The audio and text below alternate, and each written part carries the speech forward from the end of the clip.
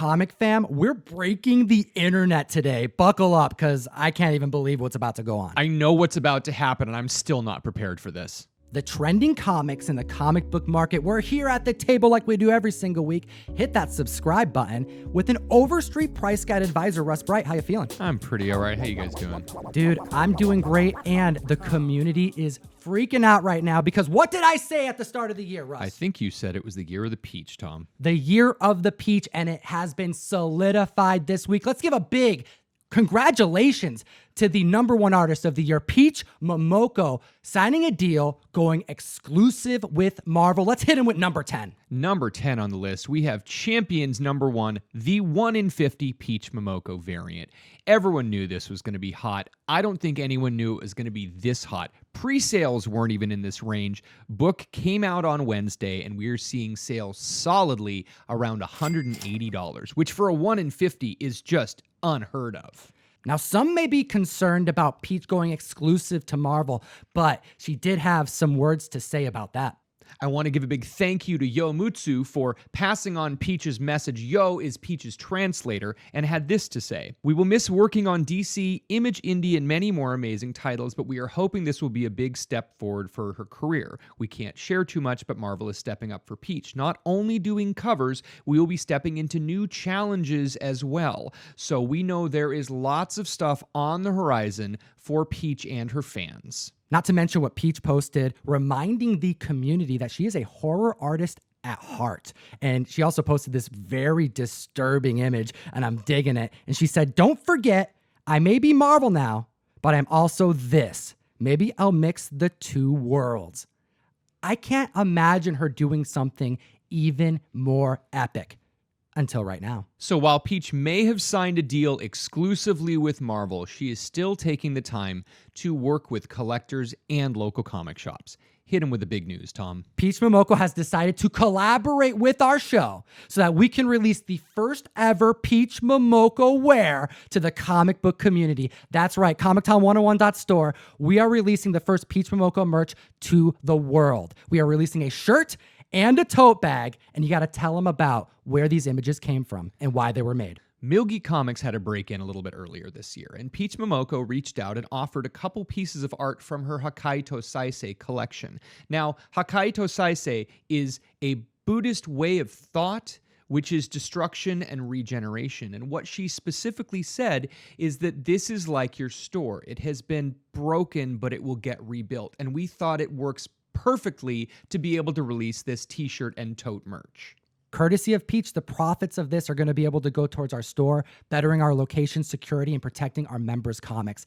Thank you so much. And this is limited release, 10 days and it's gone. Don't ask if it can make more for you. Number 9 on the list, we've got a couple of other really strong females here. We have Thor number 8, which is where Jane Foster is revealed to be Thor, and she is fighting late-stage cancer. Natalie Portman let slip this week a plot detail that we hadn't thought was real. Not only were we not expecting this, the community was already disappointed because rumors were that they were not going to bring this storyline to the screen after Jane Foster was revealed to be coming to the MCU. But now Natalie Portman has spilled the beans. This book is starting to shoot up. Now that feels like a missed opportunity if they hadn't had Jane Foster battling cancer, but this book is seeing good movement, 225% increase, $12 raw, and a high sale of $120 for a CGC 9.8. This is what Natalie Portman had to say.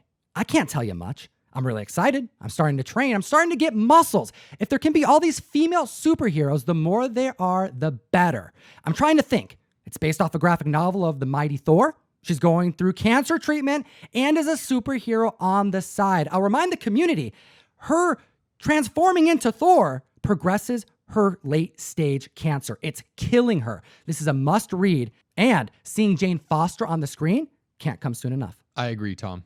Number 8 on the list, this came out of left field. No one was expecting this, but The Strange Talent of Luther Strode #1, making big strides this week. Dude, don't you always think about it when you're going through those marketing pages in a comic book?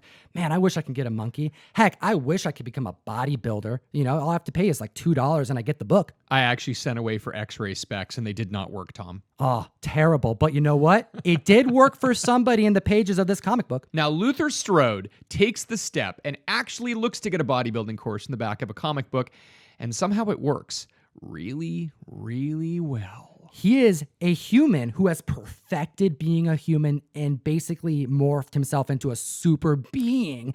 It's pretty wacky, but it's pretty fun as well. And we have from Key Collector word that there is movement on this franchise. Hit him with the numbers because people be buying this comic. So a 650% increase, $18 raw, a $35 high. And you know, those increases are big, but not quite as big as getting 6'7", 350 pounds, red eyes. I mean, this dude gets jacked when he reads this ad. Movie adaptation in the works. I'm going to be watching this comic book, especially because this character is so strange. I mean, he literally makes himself into a superhero. He's able to stop bullets from protruding into his skin because he's able to think it. Number 7 on the list, Black Panther Annual #1. This is the first time, the actual first time, until we find one that's before this, that Shuri gets to be Black Panther. What's going on, dude? All right, well, in the pages of this annual, courtesy of The Watcher, in this alternate reality, we see a lot of characters, but we do see Shuri wear the Black Panther suit and take on the Black Panther mantle. Now, this spiked on people's radars really recently. No one was planning on this book at all. They are selling for $50 raw. There are no known graded copies sold, and there's apparently a newsstand copy that there haven't been any sales of. So this is an interesting book. We're looking at a 700% increase in copies sold in 7 days. And the fact there's no graded copies available for purchase, I'm thinking people missed this. They didn't realize it had happened in canon. And now members are looking at those Black Panther appearances, at how far those prices are going, and seeing at affordable spec that is technically a first cameo. Well, and understand that when you're dealing with what-if stories, you're not talking about Earth 616, the actual Marvel canon. But since this is the Watcher looking at the future, it is 616. It's just not the timeline we're used to. Now we got to tell the community about some Donny Cates goodness at number 6 that you called like 3 weeks ago. Baby Teeth #1. I have been on this book since it came out. Aftershock Comics, really, really great book. And I think this was because I didn't read God Country when it first came out. I think Baby Teeth may have been the first thing that I was actually consistently reading from Donny Cates. Probably my first ongoing Cates run. The story of the mother post her giving birth to the Antichrist. We follow her life. An appropriate 1,666% increase. And you're not kidding. We did the math. I am not. That is actually what it is. But we did have an announcement this week that Aftershock has some very interesting properties that have been optioned for movies and television series, including Baby Teeth and another great one called Animosity. Ooh, you got to be up on your Aftershock comics because this book is going for $10 average sales, but a low $60 at CGC 9.8. There are a couple really cool variants. One that Tom and I didn't even know about until we looked at the Key Collector app. Now, Cover A only had about 26,000 copies ordered by retailers. For a Donny Cates run, that's actually pretty low. Great for an independent run, but I think that there's room to spec on other titles that he's doing, especially now that we are seeing franchises start to move.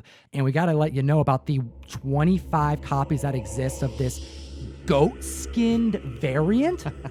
What? Yeah. All right, this comic is literally made out of goat skin, real skin, and it has Aramaic writing on the bottom to make it that much more disturbing. Now, I'm fairly certain that it was Brian Pulido who pioneered the leather cover comic books with a Lady Death comic back in the mid-90s. But still, absolutely a goat-covered comic book for Baby Teeth. So appropriate. Number 5 on the list, you gotta be downloading Key Collector Comics and using the code Tom101. This week, more than ever, members are glad that they did because they got a key alert about the New York City Comic-Con drop of the John Tyler Christopher Star Wars #7 Luke Skywalker orange variant. All of these negative space variants have been hitting really, really hard all year. We saw the green one that was the Rogue from San Diego Comic-Con. There was the yellow banana Wolverine variant. We keep seeing more and more of these, and they are just popular. John Tyler Christopher's negative space variants are just hitting hard. And if you weren't paying attention, you missed your key alert. Only 4,000 issues were available to the public. This happened recently at another read pop type of drop from another convention when there was a Spider-Man comic book released just weeks ago. The convention scene has to move their comics somehow. And if you are not on Key Collector getting that alert, you would have missed it out because it sold out in like 20 minutes. So those of you that were paying attention, you would have gone over to the ReadPop website and purchased this at $25 a piece. But with only 4,000 copies, they sold out almost immediately, within 25 minutes, Tom. Something like that. Really, really quickly. And then pre-sales on eBay started at $90, and we were seeing peaks at $137.99. Aside from key alerts that keep you up with news in the moving market, there are also notifications letting you know about comics you got to move quick on. Let's hit them with number 4 on the list. Number 4 on the list, one of my favorite and really underrated characters, Thor 365, the first appearance of Throg. Kinda.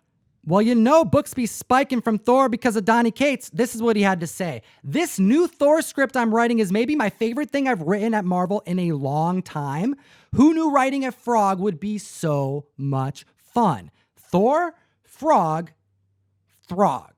So this classic Walt Simonson run of Thor does in fact have Thor turning into a frog, which again is one of my favorite fun storylines. This Walt Simonson era of Thor is really just incredible. 1,700% increase for a book that's been around forever that was not on anyone's radar. I love this book, but really, community needs to give this book some more love. We are seeing $15 raw sales and a high sale for $70 for a set of the 3 Throg appearances. That's right. We have Thor 363, where at the end, Thor gets turned into a frog because of Loki putting some spell on him. 364, we see Thor as a frog, being a frog, hopping around, dealing with the problems of being a frog in our reality. And then by 365 in the issue making the list today, he gets a shard of Mjolnir and turns into a frog Thor. So while the name Throg was never explicitly said in those issues, the community has affectionately referred to this Frog Thor character as Throg for many, many years. Now, more recently, we had a mini-series called Lockjaw and the Pet Avengers that shows Puddle Gulp. And Puddle Gulp is a character whose name is Simon Walterson. That's right. He's a football player who was also turned into a frog that was part of that original 3-issue run where Thor turns into a frog, Puddle Gulp. And because Throg was never actually a character made by Marvel, they decided to have this character actually become Throg. And this is so great because with the name, it's such a nod to Walt Simonson's original creation of this character. But if Donny Cates is writing about Throg, he would be writing about the actual Marvel character that has become Throg, which would be Simon Walterson. So we have a lot to think about with this Throg character and what books you want to get behind. Now at the list of number 3, electrifying news. This is something that stopped me in my tracks, possibly the biggest movie news that has come across this table in multiple weeks. Jamie Foxx confirming his reappearance as Electro in Amazing Spider-Man. We have Amazing Spider-Man number 9, the first appearance of Electro. Silver Age goodness making the list. Now, this is just shocking, Tom, because really, I was not expecting Jamie Foxx to reprise this role. I didn't think he did a very good job of Electro, and that's just my personal opinion, but he is back for another chance. What's intriguing, Russ, is that not only did Jamie Foxx confirm it, he posted it on his Instagram feed and story and quickly took it down. This is what he said. Tell Spidey, let's run it back. Super excited to be part of the new Marvel Spider-Man new installment. Can't wait for y'all to check out the new one. And I won't be blue in this one, but 1,000% badass. Now, this all but confirms it because Tobey Maguire, Andrew Garfield, right now Jamie Foxx. I think this is the only way that we could see Sony compete with the MCU by bringing in all of these old Spider characters. And honestly, I for one am amped at this high voltage reboot. Feeling the static on my skin, Russ. We're going to probably get a multiverse of Spider-Man. But you know what? I don't want it to stop there. Bring in the animated characters. I want to see Miles Morales. Heck, get Nick Cage. Where you at, Spider-Man Noir? Hell, where you at, Peter Porker, the Spectacular Spider-Ham, get them all. So percentage of increase sold this week is 400%. Now, it's tough to be able to say what an average is on this. We can tell you that a 9.2 actually came down. There was a high sale of $9,800 and a recent high sale of $9,000. But the books that are going to be moving for Silver Age books are really the mid-grade ones. We ended up seeing a 4.0 CGC go for $775 and a 5.0 going for $1,000. A lot of these books, if you see one at $250, it's going to creep up to $350. If you see one at $500, it's going to creep up to $600 because those are more affordable, and that's where you're going to see the major movement, especially for a Silver Age book like this. And that drop in $800 that you mentioned was a quick drop in 2 weeks between August and September before this news even hit. I think knowing that we have these characters slated means the Sinister Six is still on the table. We have a lot more spec to be had. Number 2 on the list, we have Lumberjanes #1, which is a great book by Noelle Stevenson. People have been talking about this book forever. I know we have a lot of people at the shop who are reading this book, but back in July, Key Collector said there was news upcoming. Well, now in October of 2020, we have confirmation that there's going to be an HBO Max show following this super cool story. This is one of those comics that I recommend to non-comic readers to get them into comics. This is a comic I recommend to kids. This is a comic I recommend to adults. I get like vibes of The Last Airbender when I read this because Last Airbender is a family-friendly show. You can watch it with, the youth, but you can also watch it with your mom and you'll both be crying by season 3. Right. Lumberjanes is just a good-hearted narrative that follows a group of Girl Scouts that are just awesome friends going on adventures, and it's like the Goonies meets Rick and Morty, and they're fighting monsters and trying to collect their badges. So this book's been going for a few years now, and again is increasing in popularity. 650% increase of #1. We are seeing $25 raw sales and a $200 sale for a CGC 9.8. Cannot recommend this book enough, comic fam. Get yourself the first trade. You won't be disappointed. And let's welcome #1 to the list, a book that I was reminded about because of how successful it was back when it funded on Kickstarter to near $100,000. This book, #1 on the list, Black #1 from Black Mask Studios, came out in October of 2016 and hit the newsstands with a fervor. I mean, we had people asking left and right for this book. A lot of people wanted it, and those are the people that missed out on the Kickstarter back in February of the same year. Yeah, they released a trade paperback of 1 through 6, completed. Like the Kickstarter funded the entire project, and then they brought that comic book, the whole series, to a very special publishing company who knew how to handle it right. So Steve Niles, who you may know from 30 Days of Night, was one of the co-creators of Black Mask Studios. And one of my favorite quotes about Black Mask Studios is he actually came out and said, if V for Vendetta were written today, it would not have a publisher. So what Black Mask was attempting to do was push the envelope, which is why they picked up this amazing comic book. This is the model that Black Mask Studios runs under. To create, you must destroy, inspire, and never meddle. This book had been cold for a very long time. People had not been talking about it for a couple years. Hell, dude, you could have gotten issue 1 recently before the news dropped. It was still selling at their website right before the news dropped, but 5,100% increase in copies sold, $35 average sale with a high CGC 9.8 of $100. This book hit light speed. All right, it was optioned by Studio 8 back in 2018 and followed by Key Collector ever since, and announced this month that Studio 8 has sold it to Warner Brothers. And this right here is a very unique story to be told and hyper relevant. Well, it's a world where only black people have superpowers, and it's less than 0.5% of them actually have it. Correct. And we follow the narrative of someone who is gunned down by police officers and wakes up in an EMT ambulance completely okay, and he has to break out and run for survival.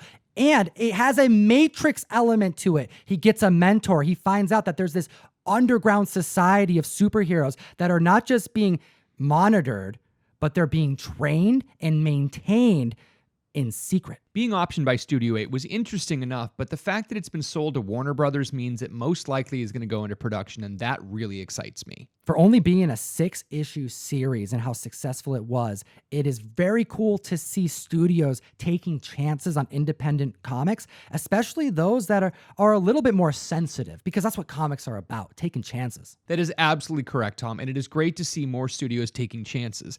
And if you want to take a chance, you should sign up for the Mystery Mail Call. This month we have 2 exclusives. One is Dune Atreides #1, cover by Ben Templesmith, and X-Men 10 of Swords creation with the magic cover by Davey Go. Link in the bio down below to sign up. That's right. 2 exclusives going out to everyone in the month. However, the Dune will be randomized who's getting the Virgin and trade dress copies because they're limited, as well as everyone getting a gorgeous magic cover. We appreciate your time today, Comic Fam. And as always, Geek responsibly. enough said. Yo, Gary Raposo, you won the giveaway from last week's video. Comic Fam, comment down below. What'd you think about this list? What do you think about this news? It'll enter you to win a Wretches #1 Peach Momoko Virgin variant Comic Tom exclusive. Have a great weekend.